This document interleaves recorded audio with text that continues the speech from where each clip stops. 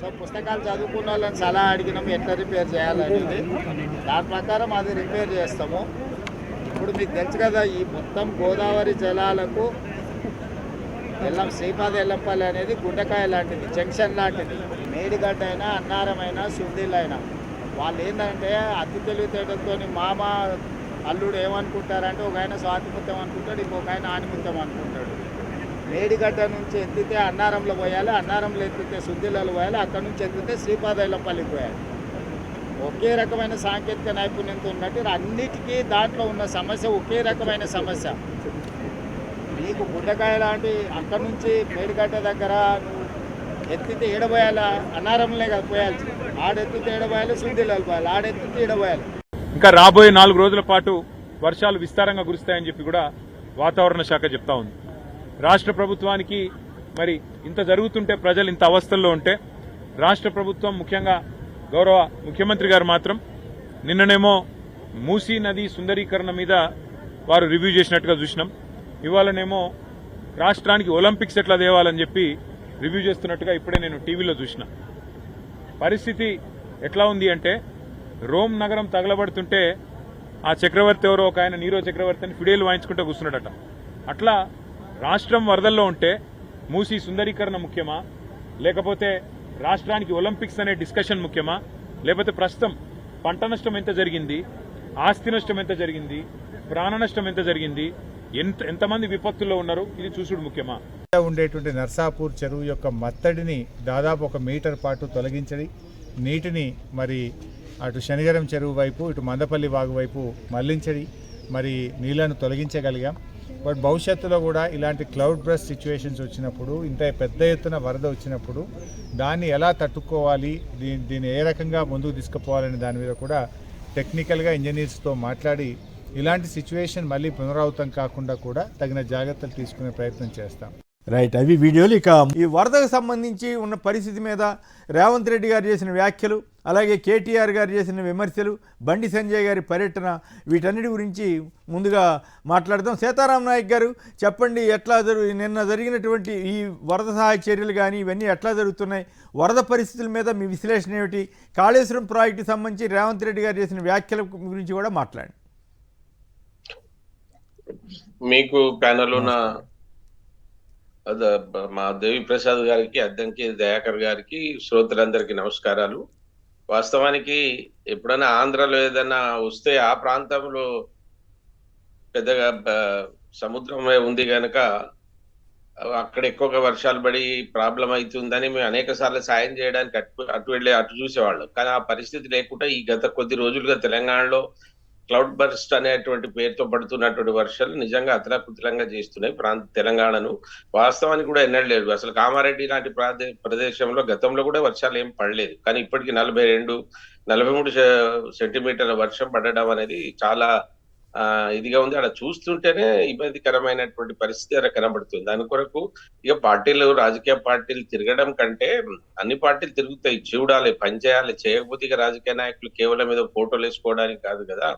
కానీ ఈ రాష్ట్ర ముఖ్యమంత్రి గారు ఏదైతే ఉన్నారో వారి బాధ్యత, అందరికంటే ఎక్కువ బాధ్యత వారికి ఉంది. అలర్ట్ గా ఉండి ఎక్కడైతే అవసరం ఉందో అక్కడ క్షణాల్లో చేరుకునేటట్టు చేయాలి. మీరు అన్నట్టుగా నిజంగా జాతీయ మరియు ప్రాంతీయ ఏదైతే డిజాస్టర్ మేనేజ్మెంట్ లో పాల్గొన్నటువంటి వాళ్లకు మనం ధన్యవాదాలు తెలియజేయాలి. వాళ్ళ ప్రాణాలను అడ్డుపెట్టి ఆపదలో ఉన్నటువంటి వాళ్ళని కాపాడుతున్నది అది ఎప్పటికీ ఎక్కడైనా జరిగేటువంటి పరిస్థితి. కానీ నిజంగా వాళ్ళ ధైర్య సాహసాలను మనం కొనియాడవలసిందే. రెండవది, ఈ వర్షానికి తగినట్టుగా ఇప్పుడే ఏం అంచనాలు వేసే పరిస్థితి లేదు. బాగా నష్టం జరిగింది తెలంగాణలో, జరగలేదని దీన్ని ఎవరు కాదనలేరు. కానీ దీన్ని సరి అయినటువంటి రీతిలో రాష్ట్ర ప్రభుత్వం ఈ వర్షాలు తగ్గిన కన్నా దాన్ని ఒక పద్ధతి ప్రకారంగా, ఒక ప్రణాళిక ప్రకారంగా వీళ్ళు ఏమైనా రిపోర్ట్స్ పంపిస్తే ఇస్తారు. కానీ ఇప్పటికిప్పుడే 10 కోట్లు, 10,000 కోట్లు, 20,000 కోట్లు అంటే అయినా కాడికి వారు సాయం చేస్తూనే ఉంది రాష్ట్ర ప్రభుత్వం. అందులో నిన్న కూడా బండి సంజయ్ గారు అన్ని ప్రాంతాలు తిరిగి ఇవి చూస్తా ఉన్నారు. ఏదేమైనా చాలా ఇబ్బందిగా ఉంది. ఇప్పటికి కూడా ఇంకా వర్షాలు వచ్చేటట్టు ఉన్నది. అయితే ఒకటేందంటే రేవంత్ రెడ్డి గారు ఈ మీటింగ్లని పక్కకు పెట్టి మూసి సుందరీకరణ కావచ్చు, ఈ ఒలింపిక్స్ సమయం ఇది కాదు. ఇక్కడ ఒకరు చూస్తున్నారు పాపం, మంచినీళ్ళు లేక, అన్నం లేక చాలా ఇబ్బందుల్లో ఎవరైతే ఉన్నారో, ఇంకా అయ్యో దేవుడి రూపంలో ఎవరు వచ్చి మమ్మల్ని కాపాడతారు అనేటువంటి పరిస్థితిలో ప్రజలు ఇంకా వరదలలో చిక్కుకున్న వాళ్ళ పరిస్థితి ఉంది. సో కాన్సన్ట్రేటెడ్ ప్రభుత్వం మొత్తం ఇప్పటికి కొన్ని సెంటర్స్ పెట్టి ఎక్కడెక్కడ జిల్లాల్లో ఏం జరుగుతుంది ఏంది అనేటువంటి పర్యవేక్షణ కొంత లోపం ఉన్నట్టు కనబడుతా ఉంది. కనుక దాన్ని వెంటనే ప్రభుత్వం సరిదిద్దుకొని క్షణాలలో ఏ మంత్రులకు ఇన్ఛార్జ్ ఇచ్చి, ఏ జిల్లాకు ఆ జిల్లా ఇన్ఛార్జ్ ఇచ్చి వాళ్ళు అక్కడనే ఉండాలి, అక్కడనే పడుకోవాలి. ఎందుకంటే దాంట్లో ఇబ్బంది ఏం లేదు కదా, మీరు అక్కడ ఉండి చూసుకునేటువంటి పరిస్థితి మీదే ఉంటది. మేము ఎంత ఏ ప్రతిపక్షంలో ఉన్న వాళ్ళు ఎంత తిరిగి ఎంత మేము చేసినా మీరు ఎందుకంటే మీకు ఉండేటువంటి ఎప్పటికప్పుడు మీకు స్పందించినట్టు మాకు స్పందించకపోవచ్చు. అందుకోసం ప్రభుత్వ బాధ్యత ఎక్కువ ఉంది. కొమ్మినేని గారు, మీరు కాళేశ్వరం అంటారు, ఎన్ని రోజులు వాడుకుంటారు దీన్ని? రేవంత్ రెడ్డి గారు ఎన్ని రోజులు వాడుకుంటారు మీకు కాళేశ్వరాన్ని? ఎన్నిసార్లు మాట్లాడతారు? ఇప్పుడు అదేమో మీకు ఇది అయిపోయింది, శ్రీపాదరావు అక్కడి ప్రాజెక్టు, ఇప్పుడు ఇవన్నీ అయిపోయినాయి. ఇప్పుడు 18 నెలలు అయింది కదా నువ్వు వచ్చి.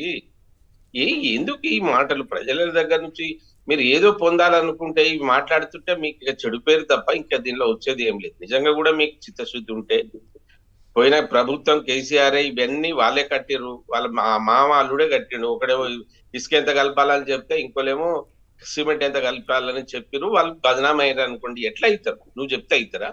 ఒక కమిటీ వేస్తే ఏమైంది? ఎన్ని రోజులు అవుతుంది అక్కడ? ఏం చేసిన వాళ్ళని అన్ని ఆ రోజు నుంచి ఈ రోజు నిందించుడు తప్ప సరైనటువంటి ఏదన్నా ఒక కమిటీని వేసి నిర్ధారించేటువంటి శక్తి ఉందా మీకు? ఉందా? వాళ్ళని శిక్షించే శక్తి మీకు ఉందా? అది ఒకసారి చెప్పండి. చేయగలుగుతారా మీరు? ఎందుకండి మాటలు? ఈ రేస్ అట్టే పోయింది, ఏం పోలేదు. నీ ఫోన్ ట్యాపింగ్ ఏమైంది? కొమ్మినేని గారు, ఇవన్నీ కేవలం మీ మాజీ మిత్రుల్ని అర్జెంట్ గా ఏదో చేయాలని మీరు కోరుకుంటున్నట్లుగా ఉంది. లేదు, అట్లా కాదు. మాట్లాడవద్దు, మాట్లాడితే చేయాలి. అరే నా ప్రభుత్వం ఉన్నప్పుడే చెప్పినా సార్, ఇప్పుడు భయపడేదే ఉంది. నాకు ఎందుకు చేయకూడదు చెప్పండి? మీరు ఎందుకు చేయకూడదు? తప్పు చేసినోడు శిక్షించాలి. ఈ మాటలు ఈయనెందుకు? ఒక ముఖ్యమంత్రి మాట్లాడినంటే దానికి విలువ ఉంటుంది సార్. ఏం విలువ ఉంది మీ మాటలకు అంటున్నా నేను. Okay, right. మళ్ళీ ఇండ్లకెళ్ళి అండ్ల ఎత్తిపోతున్నారు, అండ్లకెళ్ళి ఇండ్ల ఎత్తిపోస్తున్నారు. అంటే ఇప్పుడు నీ దగ్గర కూడా టెక్నాలజీ ఉంది, వరల్డ్ వైడ్ టెక్నాలజీ. తెలంగాణ వాళ్ళే పోయి వరల్డ్ వైడ్ లో పనిచేస్తా ఉన్నారు. అటువంటి వాళ్ళని పిలిచి ఏం చేయాలో అది చేయక ఈ ఉట్టి మాటలు ఎందుకు అంటున్నా? ఎవరో శిక్షించాలి, వాళ్ళ మీద చేయాలనేది నా అభిమతం కాదు. కానీ ఏంటంటే కష్టపడి తెచ్చుకున్నటువంటి తెలంగాణలో ఒక ప్రాజెక్ట్ ఆయన కట్టగలిగిండు.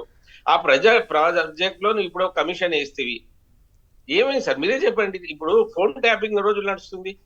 ఓకే, ఏంటంటే ఏదైనా సమస్య వచ్చినప్పుడు దాన్ని డైవర్ట్ చేయడానికి ఏదో ఒకటి పెడతాడని నేను అనేది ఏంటంటే, అది పెట్టే బదులు నీ నిజాయితీ, నీ పనితనం, నీ ప్రభుత్వం బాగున్నదంటే నువ్వు ఏం చేస్తున్నావు అది ప్రజలకు చెప్పమంటున్నాను.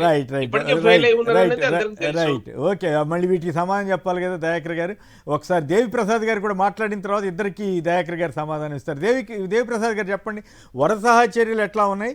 కాళేశ్వరం మీద రేవంత్ రెడ్డి గారు చేసిన వ్యాఖ్యలకి మీరు ఇచ్చే సమాధానం ఏమిటి? గుడ్ మార్నింగ్ కొమ్మినేని గారు, పెద్దలు సీతారాం నాయక్ గారికి, దయాకర్ గారికి నమస్కారం. వరదలు మీరు అన్నట్టు అసలు తెలంగాణ ప్రాంతంలో కామారెడ్డి కానీ మెదక్ కానీ, అసలు మనం ఇదివరకు భూపాలపల్లి అటు ఏరియాలో చూసినాం ఈ వర్షాలు. కానీ కామారెడ్డి మెదక్ లో అయితే ఇంత వర్షాలు నాకు తెలిసి ఒక 20-25 ఏళ్ల పాటు నేను మెదక్ లో ఉన్నా.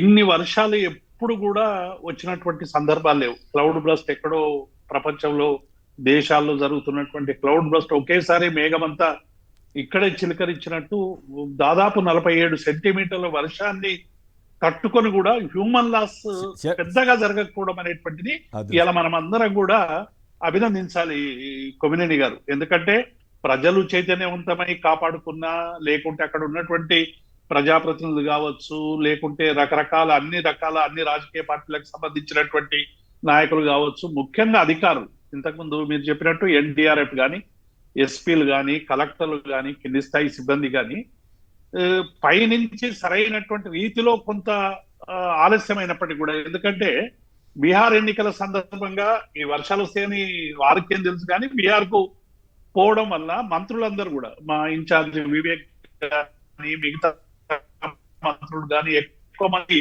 బీహార్ పర్యటనలో ఉండడం వల్ల ఈ టైంలో ఇక్కడ జరగాల్సినటువంటి సరైనటువంటి ఎప్పటికప్పుడు గైడెన్స్ రాకపోయినప్పటికీ కూడా అధికారులు తమకున్నటువంటి అనుభవంతో కావచ్చు, వేరే రకాల చర్యలతో కావచ్చు, గతంలో ఉన్నటువంటి ఇప్పుడున్నటువంటి ప్రభుత్వ సూచనల ప్రకారం చాలా మంచిగా పనిచేసేది అనేటువంటి విషయాన్ని మనం అందరం కూడా అభినందించాలి.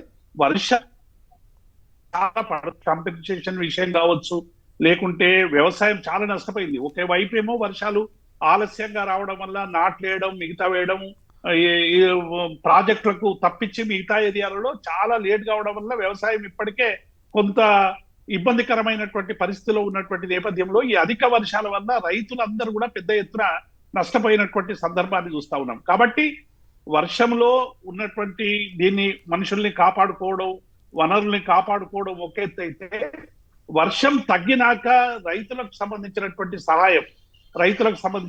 సహాయాన్ని, పంట నష్టాన్ని, ఆస్తి నష్టాన్ని సరైనటువంటి రీతిలో అంచనా వేసి కేంద్రం ఇతోధికంగా సహాయం చేసినటువంటి అవసరం ఉంది కొమ్మినేని గారు. ఎందుకంటే గతంలో కూడా చూసినాం, పెద్దలు సీతారాం నాయక్ గారు కూడా ఉన్నారు, అనేక సందర్భాల్లో తెలంగాణలో వచ్చినటువంటి వరదలకి అవసరమైనటువంటి నిధులు ఇవ్వాలని అప్పుడు ఉన్నటువంటి మా ప్రభుత్వం కానీ, తర్వాత వచ్చినటువంటి రేవంత్ రెడ్డి ప్రభుత్వం కానీ ఎన్ని సందర్భాల్లో వినతులు ఇచ్చినప్పటికీ కూడా అరకొరగానే నిధులు మంజూరు చేసినటువంటి విషయాన్ని మనం ఈ సందర్భంగా గుర్తుంచుకోవాలి.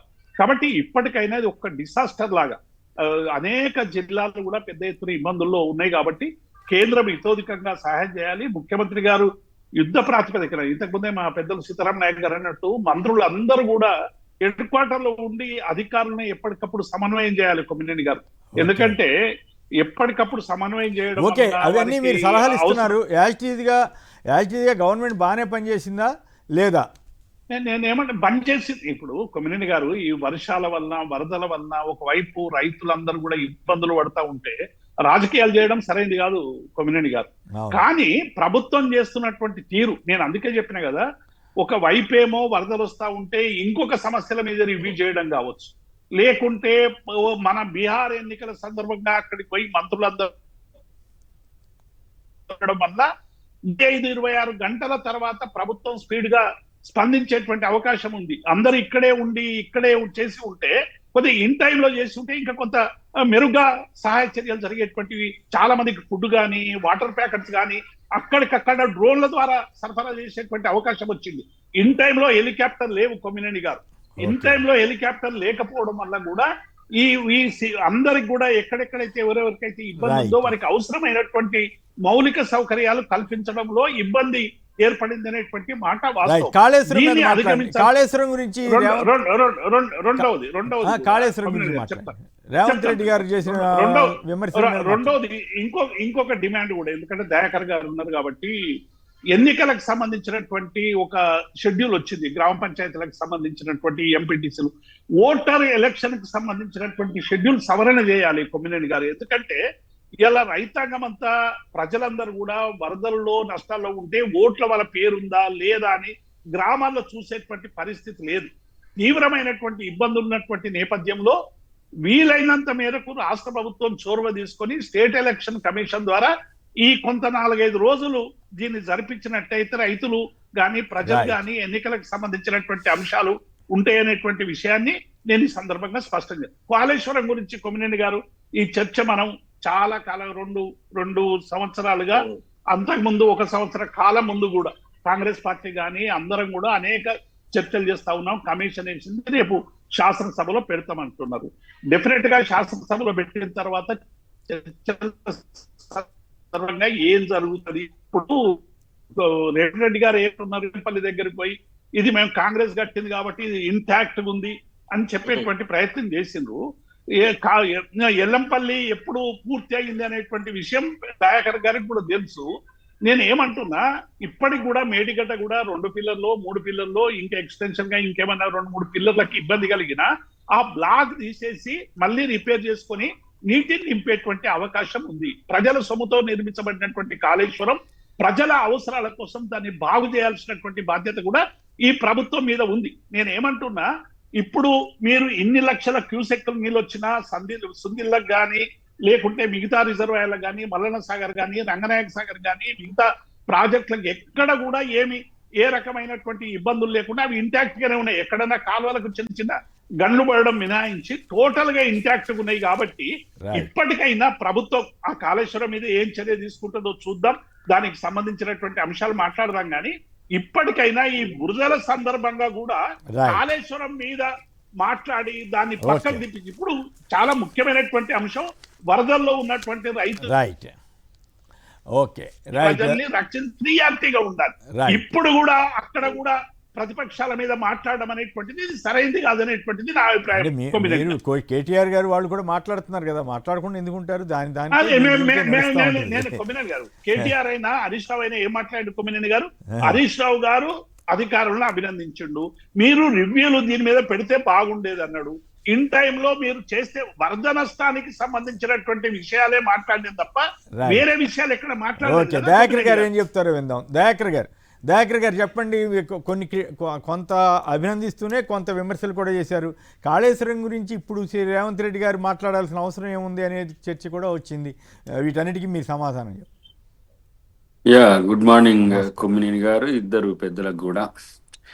అయితే ఇప్పుడు ముందు మాట్లాడిన అన్ని అంత మామూలుగానే మాట్లాడాల్సినవి మాట్లాడతారు, అది కామన్. దాన్ని మనం ఇంకా మంచిగా చేసేది ఉంటే బాగుండు అని అంటారు.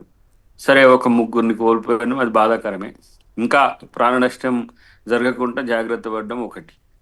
రెండవది, అన్ని డిపార్ట్మెంట్లను కూడా అలర్ట్ చేసినాం ముందు నుంచే.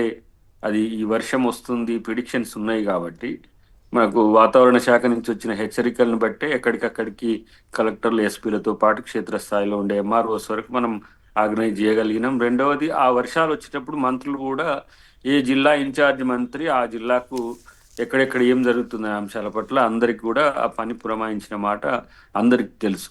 సరిగా ఇప్పుడు ఈ పర్యటనకు విషయంకి వచ్చినప్పుడు అది కాళేశ్వరం కామెంట్ చేయడం కూడా వాళ్ళు ఇప్పుడు అది ఎందుకు అనే పరిస్థితిలో ఉన్నది. కానీ వాస్తవానికి కాళేశ్వరం అనేది ఒక రకమైన సమస్యను క్రియేట్ చేస్తుంది కాబట్టి దాని మీద కామెంట్ చేయడం అనేది ముఖ్యమంత్రి గారు చేసిందని నేను అంటా. రెండవది, స్పోర్ట్స్ పాలసీ మీద నిన్న మీటింగ్ అయిన దాని విషయంలో కూడా విమర్శ కేటీఆర్ తర్వాత మనోళ్ళు చేసినట్టుంది. కానీ వాస్తవానికి అక్కడ ఏది ల్యాండింగ్ ప్లేస్లో క్లౌడ్ ఎట్లా ఉందనే దాన్ని బట్టే హెలికాప్టర్ తీసుకొని పోతారు. కాబట్టి ఆ టైము దాదాపు 1.5 hour డిలే ఉన్నది. కాబట్టి ఆ టైంలో కపిల్ దేవ్ గారు మిగతా వాళ్ళు వచ్చారు కాబట్టి దాంట్లో ఒక 5-10 నిమిషాలు ఆన్ ది వే, అంటే ఏది మన బేగంపేట ఎయిర్పోర్ట్ పోయే దారిలోనే ఇట్లా కనపడి ఫోటోలు దిగిపోయిన మాట. కానీ దాంట్లో కూర్చొని రివ్యూ చేయలేదు. హైదరాబాద్ ఒలింపిక్స్ వేదికగా చేయగలుగుతారా? డెఫినెట్లీ అదే కదా ఫ్యూచర్ కళ, అదే కదా. ఇప్పుడు హైదరాబాదే హైయెస్ట్ పొటెన్షియల్ ఇన్ ఇండియా. నాకు తెలిసి మొన్న మనం ఒక చర్చలో చూస్తే, అంటే నేషనల్ వైడ్గా వస్తున్న వాటిలలో ఎక్కడ ఎకలాజికల్ ఇంబ్యాలెన్సెస్ లేకుండా ఉండి స్పోర్ట్స్కి అనుకూలంగా ఉండే ప్లేస్ నాకు తెలిసి నాగ్పూర్ నుంచి హైదరాబాద్ వరకు డక్కన్ ప్లేట్ తప్పితే మీకు ఎక్కడ కూడా, అది ముంబై కానీ లేకపోతే చెన్నై కానీ లేకపోతే బెంగళూరు కానీ ఎక్కడ కూడా పొటెన్షియల్ లేదు. కాబట్టి మనకున్న ప్లేస్ కూడా ఇప్పుడు RRR టు ORR మధ్యన కూడా పెద్ద ఎత్తున ప్రణాళికలు జరుగుతుంది. అది ఒక ఏంటి వచ్చిండ్రు కాబట్టి వాళ్ళని గౌరవించడం వరకు అది చేసింది. కానీ వాస్తవానికి అది డిలే అయింది కూడా. ఎందుకంటే నిన్న రామచంద్రమూర్తి గారు, కోదండరామ్ గారు కలవడానికి పోయినప్పుడు కూడా ఈ పరిస్థితి ఉందని చెప్పి కలవలేదు. నేను అక్కడ వచ్చినప్పుడు కూడా నేను అక్కడ ఉన్న వీళ్ళ దగ్గర ఒక 5-6 నిమిషాలే అట్లా ఉండి వెళ్ళిపోయిన పరిస్థితి. సరే, అది ఒకటి విమర్శలకు వాళ్ళకి అవకాశం ఇవ్వచ్చు. కానీ శ్రీపాద ఎల్లంపల్లి మీరు చూస్తే ప్రాజెక్ట్, అది దానికి గేట్లు ఉంటాయి, దాన్ని ప్రాజెక్ట్గా కట్టిండ్రు. అప్పట్లో పొన్నం ప్రభాకర్ గారు, కిరణ్ కుమార్ రెడ్డి గారు దాని ఓపెనింగ్కి పోతా అంటే ఉద్యమ కాలంలో మీరు అక్కడికి పోవద్దని చెప్పి మేము తుపాకీతో వేలుస్తాం, హెలికాప్టర్ వస్తే అని బాంబు వేసిన పరిస్థితి కూడా మీ అందరికి తెలుసు. మేము కూడా అప్పుడు జేఏసీలో ముగ్గురం జేఏసీలోనే ఉన్నాం. సరే, అంటే కట్టిన దాన్ని కూడా ఓపెన్ చేయకుండా ఆగిన పరిస్థితి ఇది. సో కానీ ఇక్కడ నేనేందంటే గోదావరి మీద ప్రాజెక్టుల విషయంలో ఎకడమిక్గా ఎన్నో చర్చలు గత 10 సంవత్సరాలుగా వివిధ రకాల నిపుణులతో చేసినప్పుడు ఏదైనా సరే, అది సుందిల్ల కానీ, మేడిగడ్డ కానీ, అన్నారం కానీ, ఈవెన్ దో తుపాకులగూడెం కానీ, సీతారాం ప్రాజెక్టు కానీ, పోలవరం కానీ, గోదావరి విడత అనేది చాలా ఎక్కువ ఉంటుంది. ఇప్పుడు ఎందుకు మనకు కాఫర్ డ్యామ్లన్నీ కూడా పోలవరంలో కూడా కొలాప్స్ అవుతున్నాయి అని అంటే దానికి అంబేద్కర్ గారు అప్పుడే 50నే చెప్తాడు. అంటే నది ప్రవాహము వేగవంతంగా ఉంటుంది, ఉధృతంగా ఉంటుంది. ఇంకా మీకు దిగువ సీలేరు దాటినాక ఇంకెక్కువ ఉంటుంది, పోలవరానికి తాకిడి ఎక్కువ ఉంటుంది. కానీ ఇప్పుడు క్లౌడ్ బరెస్ట్ల వల్ల ఏమవుతుంది, మొత్తం కూడా ఇట్లా వస్తున్న పరిస్థితుల్లో ఇది ఈ డిజైన్లోనే లోపం ఉందనే కామెంట్ చేయడాన్ని మళ్ళీ కాళేశ్వరం ఎందుకని మా సీతారాం నాయక్ గారు పాత వాసనలు తెచ్చుకొని ఆయన బీజేపీ అనేది మర్చిపోయిండు, మళ్ళీ బీఆర్ఎస్ మారిపోయిన పరిస్థితి ఉంది. కాబట్టి 1,00,000 కోట్ల రూపాయల పెట్టుబడి, అది ఎంత పెద్ద ఎత్తున దాని కాస్ట్ ఆఫ్ ప్రాజెక్ట్ అనేది ఒకసారి చూస్తే 1,00,000 కోట్లతో ఏం చేయొచ్చు ఒకసారి ఊహించుకోండి. ఊరికే ఏదో మాట్లాడినట్టు 1,00,000 కోట్లు కాబట్టి ఏమవుతుందండి, అయితే ఏంది అన్నట్టు మాట్లాడితే కాదు కదా. ఇలా 1,00,000 కోట్లు ఉంటే ఎన్ని అభివృద్ధి కార్యక్రమాలు ఉంటుండే, దానివల్ల ప్రయోజనం అంటే లేకుండా బయట డిఫరెంట్ అయిందని. ఓకే, అంటే ఇక్కడ పాయింట్ ఏంటంటే కాళేశ్వరం గురించి ఇప్పుడు వరకు మేడిపల్లి ఇది గురించే మాట్లాడుకుంటున్నాం, కానీ ఇప్పుడు సుందిళ్ళ అన్నారంలు కూడా అదే తరహా అని చెప్పటం ముఖ్యమంత్రి గారికి తగునా అనేది ఒక ప్రశ్న వస్తుంది. సుందిల్ల బొంగ పడ్డది సార్, ఎక్కువ మేడిగడ్డ మీద చర్చ చేస్తున్నారు. మేడిగడ్డ సుందిల్ల అండర్ గ్రౌండ్ పొక్కబడి అది కూడా నింపడానికి వీలు లేదు ఇప్పుడు. 2 పిల్లర్లను ఎక్కడ రాలేదు ఆ విషయం, ఎక్కడ రాలేదు. అయ్యో, అది ఎప్పుడో అది ఎస్టాబ్లిష్ అయింది. ఒకసారి మీరు ఆ రోజు పేపర్లు చూస్తే అదేంది, మనకిప్పుడు క్రస్ట్ నుంచి నీళ్లు బయటికి పోయే క్రమంలోనే ముందునే పెద్ద బొంగ పడింది. అప్పుడు దేవిప్రసాద్ గారు కరెక్టేనా? ఇప్పుడు నేను ఏమంటున్నా కొమ్మినేని గారు, ఏ ప్రాజెక్ట్ అది వాస్తవమా కాదా, వాటరు ఎప్పుడు విషయంలో సాంకేతిక పరమైనటువంటి సూచనలతోనే నీళ్లు నింపుతారు. ఎక్కడైనా బుంగలే మన అద్దంకి గారు కొత్తగా చెప్తున్నారు, అక్కడేదో పెద్ద బుంగ పడ్డది, సహజంగానే ప్రాజెక్టులకు అక్కడిక్కడ వస్తాయి కొమ్మినేని గారు, ప్రతి ప్రాజెక్టుకు వస్తాయి. ఏ ప్రాజెక్టుకు రాకుండా ఉండవు, బుంగలన్న పడతాయి, లేకుంటే ఇంకోటన్న పడుతుంది, చిన్న చిన్న ఇబ్బందులు వస్తాయి, అవి సహజం. ఎక్కడైనా ఏ ప్రాజెక్టు మీరు ప్రపంచవ్యాప్తంగా ఏ ప్రాజెక్ట్ ఇంటాక్ట్ గా నువ్వు మెయింటెనెన్స్ చేయకుండా ఉండేటువంటి అవకాశం ఉండదు. కానీ ఇక్కడ పర్పస్ సర్వ్ అయినటువంటి నేను ఇప్పుడు 1,00,000 కోట్లకు సంబంధించి దయాకర్ అంటున్నాడు 1,00,000 కోట్లు ఖర్చు పెట్టి, ఇవాళ మల్లన సాగర్కి ఏమైనా అయిందా, కొండపోచమ్మకి ఏమైనా అయిందా, సుందిళ్ళకి ఏమైనా అయిందా, ఇంకొకటికి ఏమైనా అయిందా, దేనికి ఏమైంది? నిజంగానే మేడిగడ్డ దగ్గర ఉంటే దానికి సంబంధించినటువంటి చేయండి, మీరు విచారణ జరుపుతారా, ఇంకోటి జరుపుతారా, కానీ అనవసరంగా రోజు దీని మీద పెట్టడం అనేటువంటిది సరైంది కాదని మేము అంటున్నాం. అంతే.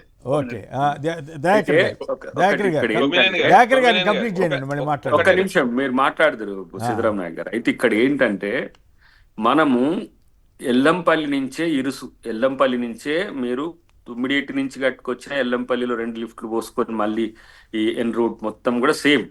మీరు దాన్ని 10 టీఎంసీలను 50 టీఎంసీలు 2 టీఎంసీలను 10 టీఎంసీలు ఇటే దాన్ని విడితి పెంచింది, అది వేరు. కానీ ఇక్కడ ఈ 3 ఏవైతే మేడిగడ్డ, సుందిళ్ళ, అన్నారంకి సంబంధించి అవి వృధా అయిన పరిస్థితి, దాని నుంచి మనం ఎత్తిపోసుకునే పరిస్థితి కూడా లేదు. అంటే అట్లా కాదు, అదే వృధా అయితే మొత్తం వేస్ట్ అయిపోతుంది కదా, మీరు చెప్పేది కరెక్ట్ అయితే. కానీ మీరు దాన్ని ఈ ఏడాది కాలంలో మీరు దాన్ని రిపేర్ చేయడానికి ఏం చేశారు? ఇంతవరకు ఏం చేయలేదు కదా ప్రశ్న. సార్, రిపేర్ చేయడానికి ఎన్డీఎస్ఏ రిపోర్ట్ ఇచ్చిండ్రు, ఎన్డీఎస్ఏ రిపోర్ట్ నుంచి పోతారు, కానీ ఓన్లీ మీకు మేడిగడ్డ అనేది కిందికి ఉంటది. ఇప్పుడు మీకు ఒరిజినల్ గోదావరి మీద ఎల్లంపల్లి ఉంటది. ఇప్పుడు వరద వస్తే ఎల్లంపల్లి నుంచి నీళ్ళు ఎత్తిపోసుకుంటాం. ఇప్పుడు మనోళ్ళు చూపిస్తున్నారు కదా, ఎల్లంపల్లి నుంచి వస్తుంటే చూసినావా, కాళేశ్వరం వేస్ట్ అన్నారు నీళ్ళు వస్తున్నాయి చూడు అని. ఎల్లంపల్లికి ఒరిజినల్ గోదావరి మీద కట్టింది కదా అది. వీళ్ళు ఏం చేసిండ్రు, ప్రాణహిత కలిసినాక గోదావరి కాంచి 3 బ్రిడ్జిలు కట్టి దాన్ని సైడ్ నుంచి కట్టుకొచ్చిండ్రు. ఆ బ్రిడ్జిల నుంచి మళ్ళీ నీళ్లు తీసుకొచ్చి ఎల్లంపల్లిలో పోసిండ్రు కింది నుంచి.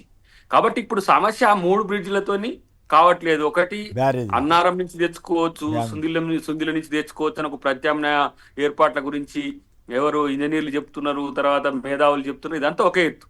కానీ ఆ డిజైన్ లోనే కింది నుంచి పైకెత్తి పోసుకోవడం అనేది బరువు ఎక్కువ అయిన తర్వాత అది సమస్య అయిందనేది ఇప్పుడు వారు అన్న దాంట్లో అంశం. రెండోది ఏంటంటే, సార్ 1,00,000 crores మనం పెట్టిన తర్వాత వాళ్ళు భాగానికి అన్నారు. ఇలా మీరు చూస్తే ఎల్లంపల్లి నుంచి మిడ్ మానేరు కొట్టుకపోయింది. మొదట్లోనే మనం చూసినాం.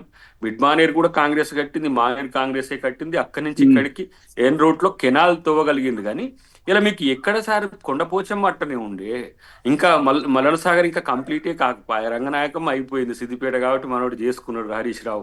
ఇంకా మల్లంపేట అని ఒకటి ఉంటుంది, ఇంకా 2-3 ప్యాకేజీలు ఇంకా అసలు కంప్లీటే కాలే. కానీ కాళేశ్వరం కట్టేసినాం, 1,00,00,000 ఎకరాలకు వచ్చేసిందని. ఆ బ్రిడ్జిలు నడుస్తలేవు. కాబట్టి ఇప్పుడు మీరు ప్రాజెక్టు కట్టిన ఎల్లంపల్లిలో వరద ఎట్లా వస్తున్నది, ఎక్కడన్నా మేడిగడ్డ వరద అని, లేకపోతే సుందిళ్ళ కాడ వరద అని అన్న గేటు లేపితే మన ప్రకాశం బ్యారేజ్ టైపే. బ్యారేజ్ వేరు, ప్రాజెక్టు వేరు. ప్రాజెక్టు కట్టితే ఇంకా కొంత నీటి నిల్వ ఉంటే అదొక సమస్య ఉంది. దానికి అట్లా ఇంకొక సాధ్యం ఆయన కాదు కదా, కాంగ్రెస్ వాళ్ళే బాంబులు పెట్టి కాదుగా, టెక్నికల్ గా సాధ్యం కాదు కాబట్టి కేసీఆర్ గారి గవర్నమెంట్ ఆల్టర్నేటివ్ గా ఈ 3 బ్యారేజెస్ ని ప్రపోజ్ చేసి ఇప్పుడు అటువంటిప్పుడు తమ్మిడి అట్టి దగ్గర ఎందుకు? తమ్మిడిహెట్టి దగ్గర వరద ప్రవాహం ఇప్పుడు వినండి, ఇప్పుడు ప్రాణహిత దయాకర్ చెప్పేది అసలు తమ్మిడి అట్టి దగ్గర ఉండదు, ఎందుకు మరి కొత్త ప్రపోజల్? ప్రాణహిత యాడ్ కాదు, ప్రాణహితలో కనీసం 300 పైచిలకు నీళ్లు వస్తాయి. అక్కడ మీరు కట్టింది అక్కడ ఏంది క్రస్ట్ లెవెల్లో 100 MSL దగ్గర కట్టింది, ఇంకా పైకి కట్టాల్సింది. అప్పుడు అందరు మొత్తుకున్నారు, ఏడైనాడు ఆయన ఇంజనీరా, ఆయన మొత్తం ప్రాజెక్ట్ కట్టిన ఆయన ఇప్పుడు నాకు తెలియదు అంటుండే. కట్టుకు సార్ ఎట్లా కడితేంది సార్?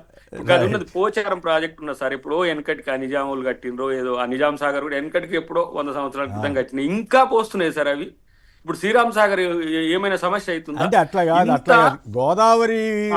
గోదావరిలో నేల స్వభావం వేరు, మిగతా చోట్ల ఉన్న స్వభావం వేరు, దాన్ని కూడా మనం దృష్టిలో ఉంచుకోవాలి. నేనేమంటున్నా అంటే ఆ సాయిల్ టెస్ట్ అనేది, ఫీజిబిలిటీ టెస్ట్ అనేది, ఇవన్నీ కూడా ముందు చాలా మంది ఎక్స్పర్ట్స్ అంతకు ముందున్న ప్రభుత్వంలో పనిచేసిన వాళ్ళు, అది రాజశేఖర రెడ్డి గారి ప్రాణహిత చేవెళ్ల ప్రాజెక్ట్ అది అంబేద్కర్ సుజల శ్రవంతి పేరు మీద ఆయన కట్టిన ప్రాజెక్ట్. అది దాని పేరు మార్చి కాళేశ్వరం అని పెట్టుకుంటే ప్రాజెక్ట్ ఎట్లా మారిపోద్ది? అవన్నీ కూడా ఆయన చేసినవి కదా. ఆయన తీసుకొచ్చిన డిజైన్ మార్చి వేరే చోట నుంచి డిజైన్ చేశారు. డిజైన్ కూడా ఏం లేదు సార్, ఎల్లంపల్లి పైనుంచి వచ్చే మైలారం ఒకటి ఎత్తిపోసుకొని ఇంకోటి ఎత్తిపోసుకునే దాన్ని కిందికి పోయింది అంతే. ఈ కిందికి పోయిన కాంచిగా ఇప్పుడు మొన్న కన్నెపల్లి పంప్ హౌస్ ఎత్తిపోయలేక అది వచ్చింది, మళ్ళా దాన్ని బాగు చేసిండ్రు. ఆయన చేసిన డిజైన్ మొత్తం వ్యాప్కోస్ కానీ సిడబ్ల్యూసి కానీ అన్ని ఒప్పుకున్న పరిస్థితి. ఇప్పుడు మళ్ళా మీరు వార్దా దగ్గర ఇదే 9 దగ్గర మీరు ప్రాజెక్ట్ కట్టి ఎత్తిపోయండి, శ్రీపాదెల్లంపల్లి నుంచి ఎలాంటి వరదలు ఉండవు. ఎందుకంటే ఇక్కడ 2 నదులు, ప్రాణహిత ఉంటది, ఇంకో నది వస్తుంది. అక్కడికి వచ్చిన తర్వాత నీటి యొక్క వేగం పెరుగుతుంది, అందుకని అవి పోతున్నాయి. ఇలా దేవాదులో మనం లిఫ్ట్ ఎందుకు పెట్టుకున్నాం? దేవాదులో కూడా ప్రాజెక్ట్ కట్టుకోవచ్చు కదా, తుపాకులో కూడా ఎందుకు ప్రాజెక్ట్ కట్టుకోవట్లేదు? ఇప్పుడు ఎందుకు ఇచ్చంపల్లి అని అనుకుంటున్నాం? ఇచ్చంపల్లి కూడా ఇప్పుడు మనకు పోలవరం లెక్కనే అవుతుంది. చాలా 2-2.5 కిలోమీటర్లు మనం విడ్త్ చేసుకోవాలంటే అది ఒక్కోసారి ఉధృతంగా గోదావరి వచ్చినప్పుడు ఎవ్వరు కూడా ఆపలేరు దాన్ని. కాబట్టి ఇవన్నీ కూడా టెక్నికల్ అంశాలు ఉన్నాయి. ఊరికనే ప్రజల కోసం కాకుండా పైసల కోసం ప్రాజెక్టు కడితే కాళేశ్వరం అయితే పేరు మారిస్తే దేవుళ్ళ పేరు చెప్తే నిలబడతాయా సార్? దేవుళ్ళ పేరు చెప్పి మోసం చేయొచ్చా? ఇట్లాంటి పేర్లు చెప్పి పిల్లలకి 2 ఫోటోలు తగిలించి దయాకర్, ఆ 2 పిల్లలకు వాళ్ళ ఫోటోలు తగిలించి 5 సంవత్సరాలు కంప్లీట్ చేయండి, సంతోషంగా ఉంటది.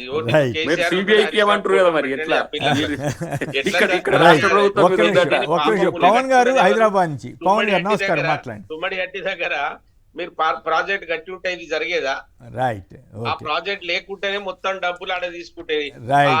ఏది మీరు అన్న తుపాకులగూడెం దగ్గర ఆ ప్రాజెక్ట్ అటు ఇడిచిపెట్టి మధ్యన పెడితే దాని మీద మేము చర్య తీసుకోమంటున్నాం. నేను బీఆర్ఎస్ గా మాట్లాడుతున్నాను. పవన్ గారు హైదరాబాద్ నుంచి, రేపే కదా అసెంబ్లీ నడుస్తుంది కదా, ఎందుకు వెయిట్ చేయరాదు? పవన్ గారు సీతారాం మాట్లాడండి.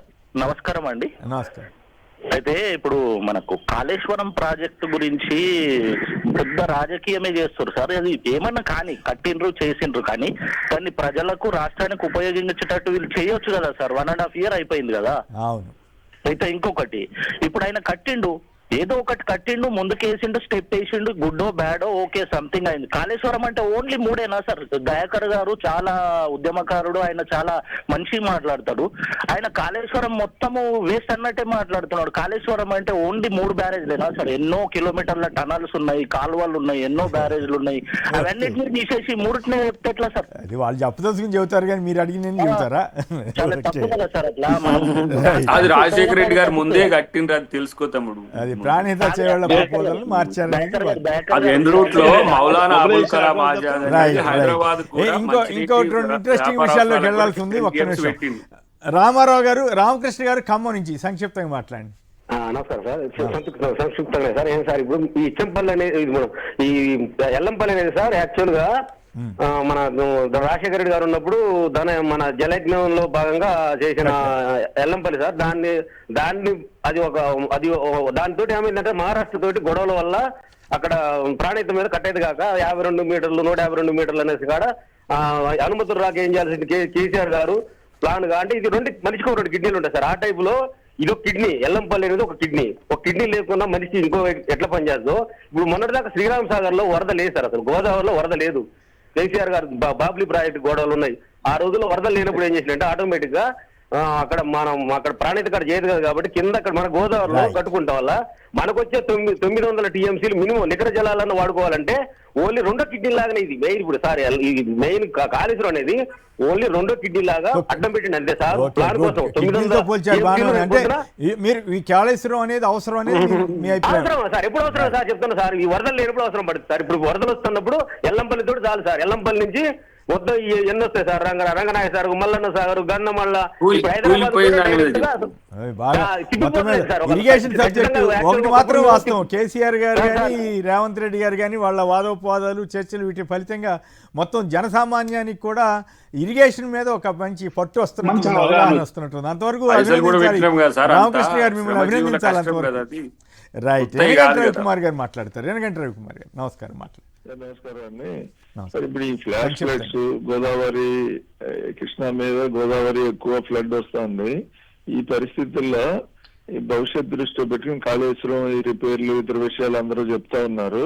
ఈ ఫ్లాష్ ఫ్లడ్స్ ఈ మనకి వచ్చే క్లౌడ్ బరెస్ట్లు గోదావరి హై ఫ్లడ్ దృష్ట్యా భవిష్యత్తులో నగరాలకు ఇబ్బంది వీటన్నిటి ఉన్నాయి కాబట్టి ఇరిగేషన్ ప్రాజెక్టులకు కూడా ఇబ్బంది అయ్యే పరిస్థితి ఉంది. కాబట్టి ఒక ఎన్డీఎస్ఏనే కాకుండా గవర్నమెంట్ ఆఫ్ ఇండియాలో ఉన్న ఏజెన్సీలు రాష్ట్ర ప్రభుత్వం ఒక ఇమీడియట్ గా ఒక సాంకేతిక కమిటీని వేసి ఈ ఎంత ఫ్లడ్ వస్తే ఎంత క్లౌడ్ బరెస్ట్ వస్తే ఎంత వాటర్ వస్తే ఏ సిటీలోకి ఏ రివర్ లో నుంచి ఏ చిన్న సబ్ రివర్ లో నుంచి వెళ్తుంది దీని మీద సమగ్ర అధ్యయనం చేసి ఆ నగరాలు లేకపోతే ప్రాజెక్టులు మునిగిపోకుండా ఈ కొట్టుకుపోకుండా రహదారులు ఇవన్నీ ఇవ్వకుండా ఇమ్మీడియట్ గా ఒక కమిటీ వేసి మాస్టర్ ప్లాన్ కనుక మనం రూపొందించకపోతే ఈ ఏడాదిలో మొదలైన క్లౌడ్ బరెస్ట్ గత ఏడాది మొదలైంది. ప్రతి సంవత్సరం వచ్చి కొన్ని వేల కోట్ల ఆస్తి ప్రాణ నష్టంతో పాటు మనకు అన్ని ఇబ్బందులు కలుగజేస్తాయండి.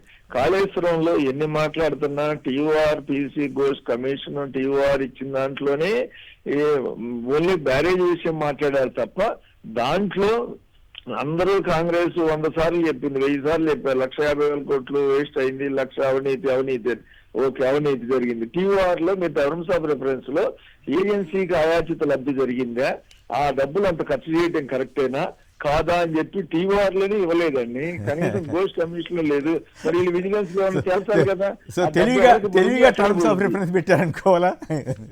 మరి ఇప్పుడు చేస్తారు కదా. కూలింది మంచిగా ఇచ్చింది కదా పీసీ గోస్ట్ కమిషన్. కాదు ఏజెన్సీ బాధ్యత గురించి దొరికినప్పుడు కొంచెం సమయం దొరికినప్పుడు తెలివిగా మాట్లాడడం కాదు, కూలింగ్ దాని మీద మాట్లాడడం అంటే దాని మీద మాట్లాడకుండా టర్మ్స్ ఆఫ్ రిఫరెన్సెస్ అవన్నీ మాట్లాడుకుంటా రీడిజైన్ ఏందో చెప్పలేదా? రైట్. అంటే ఆయన కీలకమైన పాయింట్ రైజ్ చేశారు. టర్మ్స్ ఆఫ్ రిఫరెన్స్ లో పలానా పాయింట్ ఎందుకు లేదు అని అడుగుతున్నాడు. ఇప్పుడు ఆయనకు వస్తుంది 66 పేజీలలో వస్తుంది, 660 పేజీలు ఉన్నది అది. రైట్. ఓకే. అయితే ఇక్కడ ఇంకో ఇంట్రెస్టింగ్ విషయం ఏంటంటే బండి సంజయ్ గారు కేటీఆర్ గారు గుసగుసలు ఏంటి మన సీతారాం నాయక్ గారు ఏముంటది సార్ అడగలిసి మాట్లాడిరు ఇద్దరు. ఇప్పుడు రాజకీయాల్లో కలవద్దు మాట్లాడవద్దు ఎవరు అట్లాను షేక్ హ్యాండ్ ఇచ్చేసి హాయ్ హాయ్ అని వెళ్ళిపోతే పర్వాలేదు, కానీ చెవుల్లో మాట్లాడుకున్నారే అది కొంచెం జనానికి ఆసక్తి కదా. లేదు నాకు కూడా వినపడలేదు సార్ అది. ఓహో మీకు వినపడలేదా? దేవిప్రసాద్ గారికి ఏమన్నా దేవిప్రసాద్ గారికి ఏమన్నా వినపడిందేమో అడుగుదాం. దేవిప్రసాద్ గారు మీకు ఏమన్నా తెలుసు? దేవిప్రసాద్ గారు కొమ్మినేని గారు ఏదో క్యాజువల్ గా ఇద్దరు వరద నష్టపు పనులలో ఆయన చూడడానికి అయ్యైతే చెవిలో చెప్పాల్సిన అవసరం ఉంది. పోయిండ్రు కానీ ఏం చెప్తారు కొమ్మినేని గారు అక్కడ అంతమంది 100 మంది అంతేనా? ఏ విషయం మాట్లాడిండు ఏదో ఒకటి చెప్పి ఉంటాడు, దాన్ని పెద్ద విషయంగా మనం చిత్రీకరించడం దాని మీద చర్చ ఎందుకు కొమ్మినేని గారు? ఏదైనా మాట్లాడేది ఉంటే ఇంకా వేరే విధంగా మాట్లాడే అవకాశాలు లేవు, అక్కడే మాట్లాడాలా? నేను ఏమంటున్నా ఏదో క్యాజువల్ గా కలిసినప్పుడు రాజకీయ పార్టీ నాయకులు ఆయన కేంద్ర మంత్రి సంబంధించినటువంటి సిరిసిల్లాకి ఎక్కువ సాయం చేయమని అడిగి ఉంటాడు, ఏం తప్పేమున్నది అలా? అట్లంటారా? అంతే కదా. చెవిలో చెప్పాల్సిన అవసరం ఉంది, అది చెవిలో చెప్పాల్సిన అవసరం ఉంది. దయాకర్ గారు చెప్పండి, వాళ్ళిద్దరు గుసగుసల మీద కాంగ్రెస్ వైపు నుంచి ఏమిటి? కొమ్మినేని గారు మా సిరిసిల్లాకు ఎక్కువ చూపు పెట్టాడు అడుగుంటాడు. రైట్. దయాకర్ గారు ఇప్పుడు దాంట్లో ఇది ఇంట్రెస్టింగ్ సందర్భమే తప్పితే రాజకీయాలుగా మాట్లాడితే ఎప్పుడు మేము అనేది కదా బీజేపీ బీఆర్ఎస్ అని ఒకటే అనేది. ఇప్పుడు ఆ మాట్లాడిన 10 seconds కూడా ఏదో మళ్ళీ కలుద్దామనో లేకపోతే ఏదో చెప్పుడు ఆ పక్కన ఉన్న వాళ్ళకి తెలుస్తుంది. కానీ మేమైతే ఇప్పుడు ఏం మాట్లాడినా మాట్లాడకపోయినా ఎప్పటికీ బీజేపీ బీఆర్ఎస్ వేరుగా ఉండడానికి అవకాశమే లేదు. ఎందుకంటే సిగ్నల్ మా ఏరియాలో లేదు. ఎందుకంటే కాంగ్రెస్ పార్టీతో ఎప్పుడు కూడా బీఆర్ఎస్ లేదు అనేది గత 9 సంవత్సరాల నుంచి అయితే నాకు 9 సంవత్సరాలు కావచ్చు, కానీ అసలు ఫస్ట్ పొత్తు పెట్టుకుందే కాంగ్రెస్ కదా. మీరు దాన్ని కప్పిస్తే ఎట్లా? అసలు ఎప్పుడు సంబంధం లేదన్నట్టు మాట్లాడితే ఎట్లా? తెలంగాణ వచ్చిన తర్వాత లేదని చెప్పారు. వచ్చిన తర్వాత కూడా ప్రయత్నాలు జరిగిన మాట వాస్తవం కదా. ప్రయత్నాలు జరిగినాయి, అది ఒక అవగాహన రాక ఆయన విలీనం చేయడానికి కూడా సిద్ధమైతే మీ వాళ్ళే చెడగొట్టుకున్నారు కదా. మీ వాళ్ళ ఎవరికాళ్ళు మేము సీఎం క్యాండిడేట్లు అని చెప్పి చెడగొట్టుకున్నారు కదా. గతంలో చెప్పినా ఇప్పుడు చెప్తా. మేము ముగ్గురం మూగ సాక్ష్యము. ఆ రోజు రాజ్నాథ్ సింగ్ కాడికి పోయినాము. ఆ రోజు ప్రకాష్ జవదేకర్ ఉన్నాడు. ముగ్గురం ఉన్నాం, ముగ్గురం జేఏసీలోనే ఉన్నాం. వారు ఇప్పుడు టెక్నికల్ గా బీజేపీలో ఉండొచ్చు, వీరు బీఆర్ఎస్ లో ఉండొచ్చు. కానీ ప్రకాష్ జవదేకర్ అటాక్ చేస్తుండు కేసీఆర్ మీద. అసలు కూర్చున్న కాంచి నువ్వు కాంగ్రెస్ లో విలీనం చేస్తా అంటే నీకెందుకు మద్దతు చెప్పాలి? కాంగ్రెస్ కొరకు మేము తెలంగాణ ఇవ్వాలన్నా? ఇది ఎక్కడిది అని చెప్పేసి ఆయన అంటా ఉన్నాడు. ఈయననేం పెద్ద ఆయన ఇబ్బంది పడతా ఉన్నాడు కేసీఆర్. కొంచెం సేపటికి కడియం శ్రీహరి గారు ఏం చేసిండంటే ఇక ఇదంతా ఇంతమంది ఎందుకు జేఏసీ అందరం ఉన్నాం, ముఖ్య నాయకులు టీఆర్ఎస్ వాళ్ళు కూడా ఉన్నారు, మమ్మల్ని అందరినీ కొంచెం పైకి పంపించుకొచ్చిన తర్వాత అప్పటి నుంచి చూసిన బీజేపీతో కాంగ్రెస్తో సమదూరం మెయింటైన్ చేసిన తర్వాత ఎక్కడ అవకాశం వస్తే అక్కడ రాజకీయ ఎత్తుగడలు ఎట్లుంటాయి? తన అధికారం రావాలనే ఎత్తుగడే ఉంటుంది ఎవరికైనా. ప్రాంతీయ పార్టీలకు ఇంకెక్కువ ఉంటుంది. సో ఆయన బీజేపీ అప్పటి నుంచి పారిపోయిన తప్పిపోయిన కుమారుడు లెక్క సోనియా గాంధీ దగ్గరికి అయితే రాలే. బిల్లు పెట్టినాక పోయిండి, ఒకసారి ఆశీర్వాదం లేదు. విలీనం ప్రపోజల్ కూడా చేశారు సోనియా గాంధీ గారి దగ్గర. నాకు స్వయంగా బీఆర్ఎస్ నేతలే వినోద్ కుమార్ లాంటి వాళ్ళు కూడా చెప్పారు. కాకపోతే కండిషన్ పెట్టారు, సీఎం పదవి ఇవ్వాలి అని కండిషన్ పెట్టారన్నది ఓపెన్ గానే ఆ రోజు నా ప్రోగ్రామ్ లో చెప్పారు. సీఎం లేదు, పిసిసి ఆర్ సిఎల్పిఎం అని. ఇది జనరల్ సెక్రటరీ అడిగారు. అడిగితే దిగ్విజయ్ సింగ్ దగ్గరికి వెళ్ళమన్నారు. దిగ్విజయ్ సింగ్ దగ్గరికి వెళ్తేనే సరిగా దాంతో ఆయన ఇసుకొచ్చి బయటకు వచ్చేసాడు. Right, okay. అది మళ్ళీ వేరే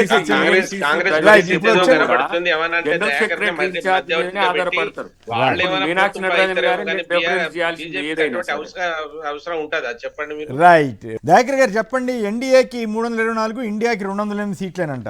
75 ఏళ్లకే దిగిపోమని చెప్పలేదని భగవత్ గారు అంటున్నారు. అంటే మోడీ గారికి ఎదురు లేదా? మీరు మోడీ గారిని ఎదుర్కొనే పరిస్థితి ఉందా? ఇది ప్రీమాచ్యూర్ ఎస్టిమేషన్. అది నాకు తెలిసి ఇంకా 2 సంవత్సరాలు అయింది కాబట్టి ఇప్పుడు వస్తున్న వ్యతిరేకత, ఓట్ చోర్ తర్వాత మోదీ గారికి వస్తున్న వ్యతిరేకతను మనం గమనిస్తే రేపటి రోజున ఎన్ని పొలిటికల్ ఈక్వేషన్స్ ఎటు పోతాయో, ఎటు కలుస్తాయో, రాష్ట్రాల్లో కూడా అన్ని కొంచెం అటు ఇటుగా మారుతున్న పరిస్థితి ఉన్నది. ఇప్పుడు మన తెలుగు రాష్ట్రాలనే కాదు, చాలా రాష్ట్రాల్లో బీజేపీకి వ్యతిరేకమైన కూటములన్నీ కూడా బలమవుతున్న పరిస్థితుల్లో వాళ్ళ అంచనా 2 సంవత్సరాలది. కాబట్టి ఇంకో 3 సంవత్సరాలు కూడా అవలేదు, ఇంకా 2 ఏళ్ళు కూడా అవలేదు. యాక్చువల్ గా 15 దగ్గర వస్తున్నది అంతే. కొంచెం ఇండియా టుడే ముందే కూస్తుంది కాబట్టి కూసింది. ఆ కూతకు మనం ఏం 200 అయితే కాంగ్రెస్ కూడా వచ్చింది కాబట్టి మేబీ ఇప్పుడు బీహార్ ఎన్నికల తర్వాత ఏ విధంగా మార్పులు ఉంటాయని ఒక ఎత్తు అయితే, వచ్చేసారి కాంగ్రెస్ ప్రభుత్వమే అనేది అయితే బలంగా వినపడుతున్నది. ఎందుకంటే 3 సార్ల వ్యతిరేకత చాలా పెద్ద ఎత్తున కనబడుతున్నది ప్రజల్లో కూడా. బయటికి చెప్పకపోవచ్చు, లేకపోతే కొంతమంది ఆ విషయాలు పట్టించుకోకపోవచ్చు, కానీ డెఫినెట్ గా ప్రజల్లో ఉన్న 75 ఏళ్ల సూత్రం మోడీ గారికి వర్తించకపోవచ్చు అనేది వస్తుంది కదా. భగవత్ గారు చెప్పింది లీడర్ లేడు కదా, వాళ్ళు ఆల్టర్నేట్ క్రియేట్ చేసుకోలే. అమిత్ షా కూడా వ్యతిరేకతలో ఉన్నాడు, ఆ వ్యతిరేకతలనే ఉంటాడు. ఇంకా యోగి అనుకుంటే ఆయన బలం సరిపోవట్లేదు, నితిన్ గడ్కరీ అట్లనే ఉన్నాడు, రాజ్నాథ్ సింగ్ గారు పెద్ద ఆయన అయిండు, ఇట్లా అద్వానీ గారు ఆల్మోస్ట్ చాలా పెద్ద ఆయన అయిపోయింది. కాబట్టి వాళ్ళు ఈయన మోజులో పడి బీజేపీ సెకండ్ లేయర్ లీడర్షిప్ ను మరి మోడీ ఉద్దేశపూర్వకంగా అణిచివేసిండా లేకపోతే ఆర్ఎస్ఎస్ బీజేపీ వద్దనుకున్నదా తెలియదు. కానీ ఇప్పుడు ఆ వ్యతిరేకతను మోడీకి అంటగట్టాలనే ఆలోచన కూడా గతంలో ఉండే. కానీ ఇప్పుడు 75 సంవత్సరాలు ఎక్స్టెండ్ చేస్తే వాళ్ళ ఆలోచన నేను ఎక్కడో మొన్న విన్నా, నెహ్రూ గారిని దాటాలి. ఇప్పుడు ఇందిరాగాంధీ గారి కంటిన్యూస్ దాన్ని దాటిండ్రు కదా, ఇప్పుడు నెహ్రూ గారిని కూడా దాటాలంటే ఇంకొకసారి అధికారం రావాలి. కాబట్టి ఇదంతా జరుగుతుంది, ఓట్ చోరీకి సంబంధించినది పెద్ద చర్చ జరుగుతున్నది. ఏదున్నా ప్రజా వ్యతిరేకత అనేది ఎన్ని చేసినా, ఇప్పుడు గతంలో కూడా కేసీఆర్ గారు 100 సీట్లు వస్తాయని అంత కాన్ఫిడెంట్ గా ఎవరు చెప్పలే. ఇది 1 సంవత్సరం క్రితమే చెప్పిండు, కానీ ఆయన కూడా ఊహించలే చివరికి. కాబట్టి అట్లా ఉంటది, వాళ్ళ అంచనాని కాదనలేము. ఇండియా టుడే కొంచెం స్టాండర్డ్ ఆర్గనైజేషన్, ఇండియా టుడే కానీ, నీల్సన్ కానీ, మార్క్ కానీ, ఇట్లాంటి కొన్ని ఆర్గనైజేషన్స్ చాలా మంచిగానే చేస్తాయి. బట్ ఇప్పటికైతే మేము ఎదుగుతున్నాం అనేది అయితే తెలుస్తుంది. ఇండియా కూటమి అవకాశం ఉంటుంది. ప్లీజ్ కొమ్మినేని గారు ఖచ్చితంగా ఇవాళ మోడీ పట్ల కానీ, మోడీ వ్యవహరిస్తున్నటువంటి తీరు పట్ల కానీ, ఆ విధానాల పట్ల కానీ ప్రజల్లో తీవ్రమైనటువంటి వ్యతిరేకత వస్తున్నటువంటి మాట వాస్తవం. అందులో వ్యవస్థల పట్ల కూడా ఇటీవల ఎన్నికల కమిషన్ మీద వస్తున్నటువంటి ఆరోపణలు మొత్తం ప్రజలకు సంబంధించినటువంటి అభిప్రాయాలనే తలకిందులు చేసేటువంటి పరిస్థితి కనబడుతున్నది అనేటువంటి ఒక భావన ప్రజల్లో ఇలా క్రియేట్ అవుతున్నటువంటి సందర్భం కూడా కనబడతాం. కాబట్టి డెఫినెట్ గా సరే, వాళ్ళు అన్ని వ్యవస్థల్ని ఇటువంటి ప్రచారం చేసి ప్రజల ఆలోచనల్ని కూడా ఓ పక్కదారి పట్టించేటువంటి ఒక అద్భుతమైనటువంటి శక్తిగా వాళ్ళు ఈ ప్రచార సాధనలను ఎన్నుకుంటున్నారు. కాబట్టి అందులో భాగంగా మొదటి నుంచే ఆ ప్రిపేర్నెస్ కనబడుతున్నది అనేటువంటి పరిస్థితి అయితే కనబడుతుంది. డెఫినెట్ గా ప్రజలు ఇవాళ తీవ్రమైనటువంటి ఆవేదనతో, ఆక్రోషంతో ఉన్నారు. ఏం చేస్తారో చూద్దాం. రెండవది కూడా 75 సంవత్సరాలకు సంబంధించి కూడా ఇవాళ గతంలో వాళ్ళ పత్రికలే, ఆర్ఎస్ఎస్ కు సంబంధించినటువంటి పత్రికలు వాళ్ళు అనేక సందర్భాల్లో మోడీకి సంబంధించినటువంటి విధానాల పట్ల సంఘ్ ఎంత వ్యతిరేకంగా ఉన్నదో అనేక సందర్భాలు అంటే ఆర్ఎస్ఎస్ ను మార్చేటువంటి శక్తిని కూడా కొంత పెట్టుకున్నాడు అనేటువంటి ఒక భావన కనబడే రీతిగా భగవత్ మాట్లాడినటువంటి మాటల్లో కనబడతా ఉంది. చూద్దాం. కొమ్మినేని గారు, సీతారాం నాయక్ గారు ఫైనల్ గా చెప్పండి, ఈ రెంటి మీద సంక్షిప్తంగా చెప్పండి దయచేసి. ఇప్పుడు ఇండియా టుడే లాంటి సంస్థ చెప్పిందంటే సార్, మీరు ఒకటి ఆలోచించాలి. ఇప్పుడు ఇన్నేళ్ళు, ఇప్పుడు 12 సంవత్సరాల ఈ పాలనలో, మోడీ గారి పాలనలో భారతీయ జనతా పార్టీ రాష్ట్రంలో ఉన్న ఆర్థిక విధానం కావచ్చు 10 నుంచి 3కి తీసుకొచ్చినటువంటి చూస్తున్నాం. తెలంగాణ రాష్ట్రంలో బీజేపీ ప్రభుత్వం లేకుండా ఎన్ని ప్రాజెక్ట్స్ వచ్చినాయో మీరు చూడండి. కోచ్ ఫ్యాక్టరీ ఇచ్చిండ్రు, ఇక్కడ ఎయిర్పోర్ట్ ఇచ్చిండ్రు, చాలా అంటే ఒకటి రెండు అని చెప్పలేదు. పోతే 10 సంవత్సరాల్లో బయటికి వెళ్ళి ఏ హోటల్ ఉండి ఇంటికి వచ్చేటువంటి పరిస్థితి లేదు. ఇటు సంక్షేమము, అటు రక్షణ, అన్ని విధాల కేంద్ర ప్రభుత్వం ముందుకు పోతుంటే ప్రజలకు ఎందుకు విరక్తి చెందుతారు? ఏం ప్రాజెక్టులు కట్టి ఏదైనా ఇంకేమైనా చేసి ఏమైనా వాళ్ళ మీద అవినీతి ఉన్నాయి ఎందుకు? అది ఏమి కాదండి, అవన్నీ కలలే. వారు అన్నట్టు ఇంకా 2 కాదు, ఇంకో 2-3 టర్మ్స్ భారతీయ జనతా పార్టీ అధికారంలో ఉంటది. దేశం బాగా ఎదుగుతుందని తెలుసు. ఎందుకు మనని ఇండియా షైనింగ్ అన్నమాట. అయితే 70 చాలా మందిని 75 ఏళ్ళు అని చెప్పి రిటైర్ చేసేసారు కదా బీజేపీలో. మరి మోడీ గారి దగ్గరికి వచ్చేసరికి అట్లా చేయకపోవటం మరి మళ్ళీ యూటర్న్ తీసుకున్నట్టేగా. ఎక్కడ సార్, అది ఏదో రాష్ట్రపతి ముద్ర కాదు కదా సార్, అది ఏమైనా తీసుకోలేదు కదా. రాజకీయం అట్లా ఉండదు కదా. రాజకీయంగా ఎవరు యాక్టివ్ ఉంటే వాళ్ళు కొంత చేయగలుగుతారు. అదే అన్నాడు కదా. అట్లా కాదు. వెంకయ్యనాయుడు గారు చాలా బాధపడ్డారు కదా, నా ఉపరాష్ట్రపతి అంటే ఆయన తీసుకెళ్లి దాంట్లో పెట్టి మెల్లగా రాజకీయాలని తప్పించారు సార్. అది ఎక్కడ తీర్మానం అయిందా? బీజేపీ పార్టీలో ఎక్కడన్నా తీర్మానం అయిందా? ఆర్ఎస్ఎస్ తీర్మానం చేసిందా? లేదు ఇది అయినక దిగిపోవాలని నేను ఎక్కడే చెప్పలేదని చెప్తున్నారు కదా భగవత్ గారు.